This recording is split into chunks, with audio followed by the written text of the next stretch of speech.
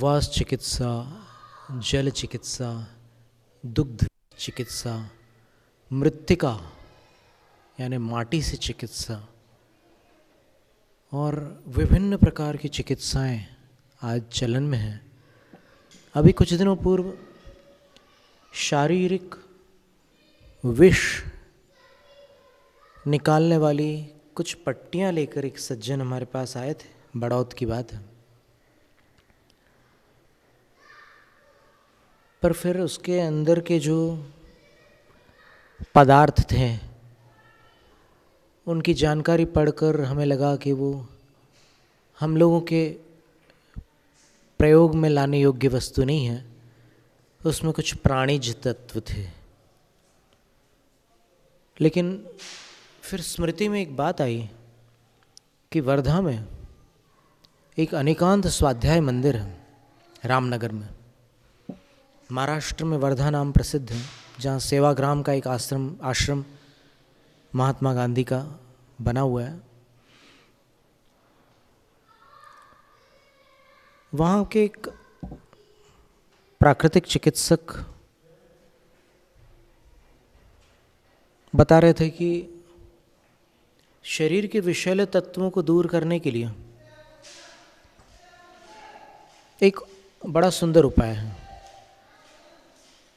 4 वस्तुएं हैं, उन चारों के प्रयोग से और कुछ दिनों तक निरंतर उस प्रक्रिया को अपनाने से शरीर के जहरीले तत्व निकल जाते हैं और स्वास्थ्य सुधर जाता है।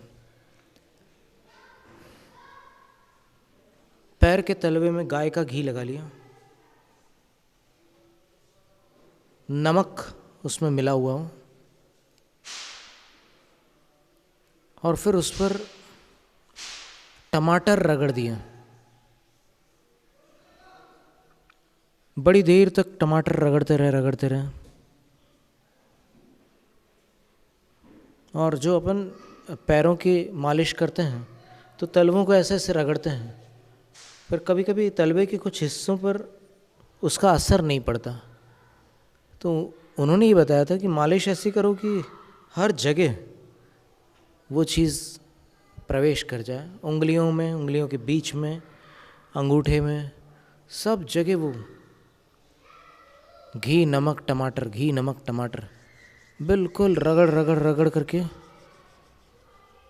फिर उसको रात में, ये सोने से पहले करने की प्रक्रिया है। घुटनों तक कोई मुलायम पन्नी होती है, पॉलीथीन, उसको ऐसे पैर पर चढ़ा दो और बांध करके सो जाओ। अब वो पन्नी कड़क रखेंगे तो नींद भंग होगी, इसलिए मुलायम रखना है। और कहो 2 रख लो तो जो वायु का आवागमन होता है शरीर में वो रुक जाएगा, और रुक जाने से शरीर से पसीना निकलेगा। लेकिन इनके मिश्रण से क्या होगा कि वो कुछ ऐसा खिंचाव है या क्या पता नहीं, कोई प्रक्रिया है अंदर, पद्धति है उसकी, कि सवेरे उठ कर के जब उस पन्नी को आप खोलेंगे तो अंदर छोटे छोटे कोयले के टुकड़े आपको दिखाई देंगे। और ये क्रम कई दिनों तक चलेगा। और जब उसकी मात्रा घटने लगेगी और जब वैसे कोयले के टुकड़े निकलना बंद हो जाएंगे, काले काले बिल्कुल, तो आपका शरीर निर्विष हो चुका होगा। ये निर्विषीकरण की एक प्रक्रिया है। और यदि संलेखना से पूर्व ये प्रक्रिया कर ली जाए तो संलेखना में जो त्याग आदि का क्रम चलता है वो भी एक निर्विषीकरण की प्रक्रिया है, तो वो और सरल हो जाएगी। और कहते हैं कि संलेखना के समय जब अंतिम समय निकट आ जाता है तो आखिरी बार शरीर से जो मल छूटता है, आंतों में जमा हुआ बहुत पुराना मल, जो प्रायः कल्पना में भी नहीं रहता कि मेरी आंतों में क्या क्या है। ऐसा लगता है कि पेट साफ हो गया है, लेकिन वास्तविकता कुछ और होती है। जब उतनी साधना के बाद जब वो मल छूटता है तो जैसे गर्भ से उत्पन्न होने वाला जो बालक है, शिशु, उसको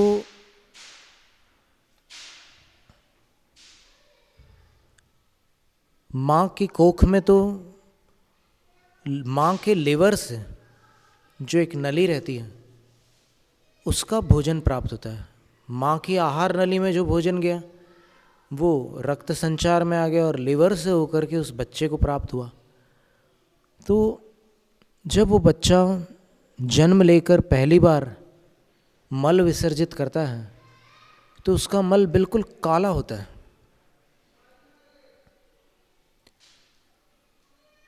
उसी प्रकार जब अंतिम बार सल्लेखना के चरमोत्कर्ष में जब उस क्षपक का, साधक का मल निकलता है आखिरी, तब वो भी शरीर के सारे विष को बाहर लेकर के निकल जाता है। और उसके बाद आचार्य धर्मसागर महाराज श्री का हमने देखा क्रम पूरा। एक चित्रकार, एक छाया चित्रकार पूरे फोटोग्राफ्स लेकर के आया था। सन 1987 की बात है और पूरा एक संग्रह था चित्रों का। उनने कहा कि ये 1 महीने चली है ये प्रक्रिया उनकी। स्थूल शरीर था, वजनदार शरीर था उनका पहले, लेकिन 1 महीने में उन्होंने ऐसी साधना की कि शरीर बिल्कुल संतुलित हो गया। और आखिरी समय उन्होंने एक ही एंगल से अनेक चित्र लिए और जब उनकी अंतिम श्वास निकली थी उस समय का भी चित्र उन्होंने लिया था। वो फोटोग्राफर जयपुर के सुशील वैद्य जी हैं, उनके ही परिवार के कोई सदस्य हैं। वो लेकर के आए थे, तो सौभाग्य से हमें भी वो सब देखने मिला। तो आचार्य धर्मसागर महाराज श्री को भोले बाबा भी बोलते थे लोग, और कहते हैं कि जितनी सरलता उतनी साधुता, भोलेपन में साधुत्व का निवास होता है। तो उन्होंने इतनी साधना कर ली, लोग आश्चर्य कर रहे थे। कुछ ऐसे लोगों के मुख से भी हमने सुना है कि वो नहीं कर पाएंगे अंत की साधना, इतने भारी शरीर के साथ मुश्किल है, ऐसा बोलने वाले लोगों को भी हमने सुना है। लेकिन उन्होंने वो कार्य किया। और एक बड़े वयोवृद्ध सज्जन थे, हमने बहुत संगति की वृद्धों की दीक्षा के बाद। जहाँ जहाँ हमें मौके मिले हमने वृद्धों के साथ वार्तालाप करके उनके जीवन की कुछ अच्छी अच्छी बातें सुनी हैं, सीखी हैं। तो एक भैया लाल जी थे, एक दादाजी थे, उनसे हमारी बातचीत चलती थी। तो वो कहा करते थे कि जिसने जो छलिया नहीं है उसको मृत्यु नहीं छलती।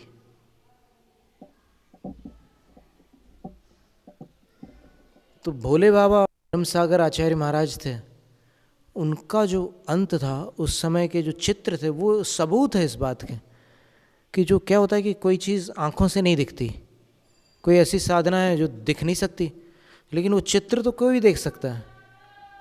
और बराबर उन्होंने टाइम से वो चित्र निकाले हुए हैं। जब उनकी ऊर्जा का ऊर्ध्वारोहण चल रहा था तो ऐसे चित्र लिया उन्होंने, कैमरा बिल्कुल स्टेडी है, तो फिर यहाँ पर चमक रहा था नीचे वाला हिस्सा, नाभि से नीचे वाला। उसके बाद नाभि के आसपास का हिस्सा चमक रहा था। फिर थोड़ी देर बाद फिर से चित्र लिया तो फिर यहाँ उदर का ऊपर वाला हिस्सा, पेट का ऊपर का भाग चमक रहा था। उसके बाद छाती चमक रही थी, उसके बाद छाती के ऊपर का हिस्सा चमक रहा था, उसके बाद ये चमक रहा था गला। अच्छा, वो फोटोग्राफर बहुत अनुभवी रहा होगा। फिर उसके बाद ये थोड़ा हिस्सा चमक रहा था, और उसके बाद जब अंत में उनका समय आ गया तब उनने जब फ़ोटो लिया तो वो ब्लैंक आया था। फ़ोटो खिंचा ही नहीं था। तो वो बता रहे थे कि आचार्य श्री, क्या ऐसा हो जाता है कि अंत में जब वो समय आ जाता है तब इतना तेज बढ़ जाता है कि जिसको यंत्रों से पकड़ा ना जा सके। तो आचार्य उस समय अस्वस्थ थे, कुछ उनने बोला नहीं, बस वो उस बात को सुन गए। लेकिन वो बात आज तक स्मृति में है कि पता नहीं क्या होता है कि उस समय में फ़ोटो खींचने पर भी वो फ़ोटो आई नहीं। कई बार ऐसी स्थितियाँ बनती है कि जब फ़ोटो खींचते हैं तो आती नहीं, और आती है तो बड़ी अच्छी विचित्र आती है फ़ोटो, कि जो मतलब उसका समाधान नहीं कर सकते कि ये ऐसी क्यों आई फ़ोटो। फिलिप्स शब्द है एक अंग्रेज़ी भाषा में। ये फोटोग्राफी को लेकर के एक तो फिलिप्स तो आप जानते होंगे, फिलिप्स रेडियोज़ थे, फिलिप्स टेप रिकॉर्डर्स थे, और फिलिप्स बहुत सारे ऐसे फिलिप्स की अपनी हो गई। लेकिन डिक्शनरी में आप देखेंगे तो फिलिप्स का अर्थ होता है कि एक फ़ोटो खींचा आपने, पर आपने जिसका फ़ोटो खींचा उसके अलावा कुछ और आ गया उसमें, जो फ़ोटो खींचते समय आपको दिख नहीं रहा था, वो चीज़ उस फ़ोटो में आ गई। जैसे उसका उदाहरण देते हैं कि ये द अनसॉल्व्ड मिस्ट्रीज़ करके एक बुक निकली है पुस्तक महल की, तो उसमें एक फ़ोटो दिया हुआ है फिलिप्स को लेकर।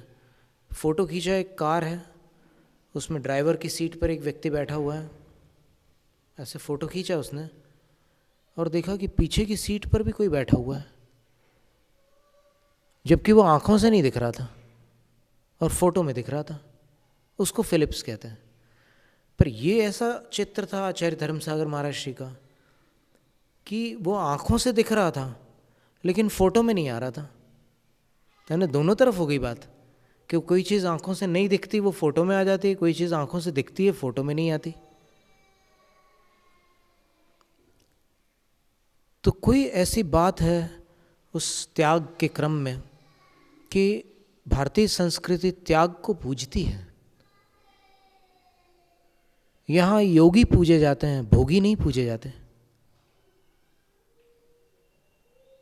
कलयुग के प्रभाव से जो कुछ देखने मिल रहा है, हम समझ रहे हैं कि कुछ लोगों के मन में ये तरंग आ रही होगी कि नहीं, आज तो योगी के भेष में भोगी भी पूज रहे हैं। ये सब बातें ठीक है, वो उस दिशा की ओर बात नहीं कर रहे हैं हम जो वास्तविक योगी हैं उनकी बात कर रहे हैं। और भावनाओं में तो यही रहता है। योगी को भोगी जानकर योगी जैसे कौन पूज सकता है। तो त्याग पूजा जाता है भारत में, और त्याग से आदर्श स्थापित होता है। मुनि श्री योग सागर महाराज श्री, जिनको हम अपना विद्या गुरु मानते, 3 साधु ऐसे हुए हैं जिन्होंने हमें पढ़ाया है। आलाप पद्धति, तत्वार्थ सूत्र, 24 ठाणा, तो जिनसे हमें पढ़ने मिला है उनको हम अपना एक प्रकार से विद्या गुरु मानते हैं। तो मुनि श्री योग सागर महाराज श्री ने एक बड़ा सुंदर वाक्य बताया था, राम वन गए इसलिए राम बन गए। जब तक राम अयोध्या में थे तब तक कोई ऐसा तहलका नहीं मचा था कि ये श्री राम है। जो लोग जानते थे वही जानते थे, लेकिन जब पिता के वचनों का आदर्श पालने के लिए श्री राम ने बहुत बड़ा त्याग कर दिया, उस त्याग को अंगीकार करने के बाद राम बन गए। तो ये भारतीय संस्कृति त्याग की आराधक संस्कृति है, और त्याग का महत्व जानने वाले कभी उसका अपमान नहीं करते। वो जानते, जे कृष्ण मूर्ति जैसे निष्पक्ष और तटस्थ विद्वान जो सबसे अलग विचारधारा के थे, वो भी जब किसी साधु से वार्तालाप करते थे तो बहुत आदर के साथ उनके सामने पेश आते थे। तो त्याग का एक अलग सम्मान है भारत में, और वो अनुचित नहीं है, योग्य है। ये जो आसन है, त्यागी लोग ऊंचे आसन पर बैठते हैं और भोगी लोग नीचे आसन पर बैठते हैं। उसका कोई रहस्य होगा। उसका कारण है कि ग्रहण से भारीपन आता है।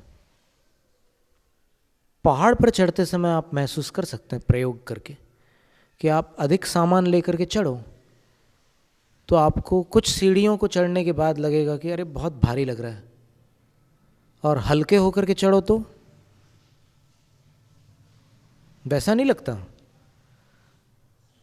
तो उसी प्रकार जब व्यक्ति ऊर्ध्वगामी होने का पुरुषार्थ करता है, ऊपर चढ़ता है, भावों की निर्मलता के ऊपर ऊपर ऊपर के सोपानों को छूता है, तब उसको ये परिग्रह आदि भार प्रतीत होता है और वो इनका विसर्जन करता चला जाता है।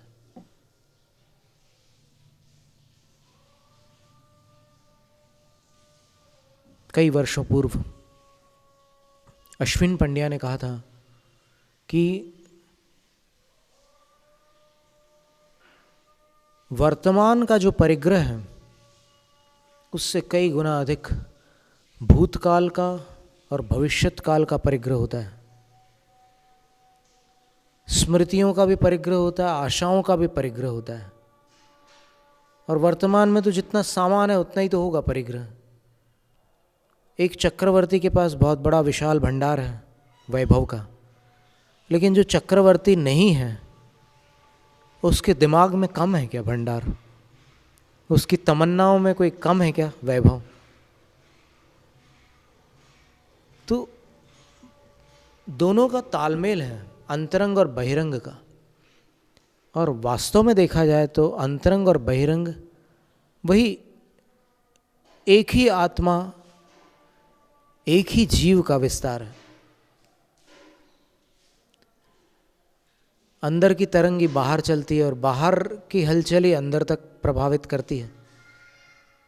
इन दोनों का रहस्य समझने के बाद फिर वो संतुलन आता है अभ्यास करने वाले के जीवन में। वो जानता है कि किस चीज़ को कम ज़्यादा करने से यहाँ क्या कम ज़्यादा होता है, और यहाँ कैसे विचार करने से बाहर कैसा मेरा बर्ताव हो जाता है। तो फिर वापस उस बात पर लौटना होता है कि मेरा प्रेम नष्ट न हो, प्राणी प्रेम। जगत मात्र के जितने प्राणी हैं उन सब के प्रति मेरे अंदर करुणा और प्रेम हो, सबके प्रति मेरा क्षमा भाव हो, और उससे मैं हल्का होता हूँ। और मैं हल्का होता हूँ तो मेरी तरंग पवित्र होती है, निर्मल होती है, और उससे कहो उपचार हो जाता है।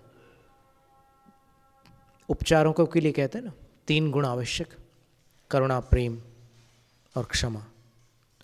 और इन 3 गुणों से उपचार करने पर जिसका उपचार किया है उसको दोबारा उपचार नहीं कराना पड़ता। और यदि इनमें से कुछ कमी होती है तो फिर उसको बार बार उपचार लेना पड़ता है। एक श्री सिद्ध नाम के साधु थे।